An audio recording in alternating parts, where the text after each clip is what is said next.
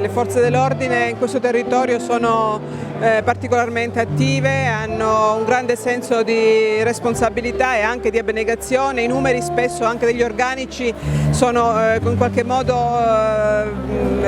ridotti, e nonostante questo si hanno dei buoni risultati che vedremo di mantenere. D'altro canto è la condizione imprescindibile perché poi il tessuto economico possa progredire, mantenersi per quello che è, cioè anche su un'eccellenza. Quindi una provincia è un territorio che può far scuola a livello nazionale. Certo, non ci montiamo la testa perché chiaramente anche qui ci sono delle cose che vanno migliorate, mi riferisco a quello che è l'aspetto legato ai giovani, quindi dell'uso di sostanze, abbiamo problemi per quanto riguarda gli incidenti stradali, abbiamo i problemi del rischio di infiltrazioni di criminalità che ovviamente ci tengono tutti abbastanza sul pezzo e che comunque con massimo impegno vedremo di affrontare anche al futuro. Lavoriamo per quello perché un imprenditore se non ha successi è fallito e quindi come imprenditori dobbiamo sempre essere stimolati a dare il massimo e di conseguenza ci impegneremo per far sì che il 2020 ci diano risultati positivi.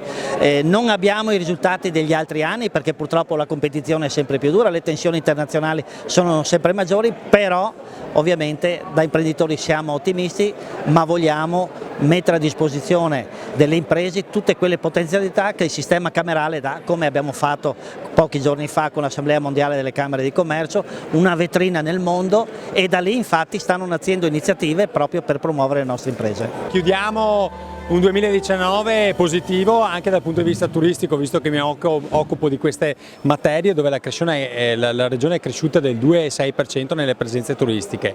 Ovviamente noi abbiamo delle grandi scommesse per i prossimi anni, abbiamo portato a casa i mondiali di sci 2021, le Olimpiadi 2026 e poi questo riconoscimento del patrimonio dell'UNESCO, delle colline di Conegliano e Valdobbiadene, che sono un must per il territorio, no?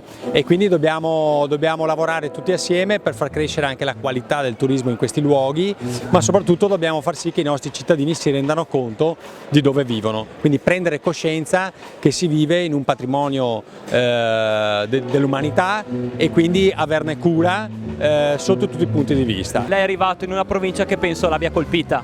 Sì, è un posto meraviglioso, sto facendo molti incontri, molte realtà nuove, è un posto bello per il creato, per la natura. È un posto bello per le persone che vi vivono, che ci lavorano, che si impegnano, è un posto bello per il tessuto di fede, di profonda fede nel Signore, che si traduce poi in un atteggiamento anche di solidarietà e di accoglienza anche agli ultimi, ai piccoli, ai poveri.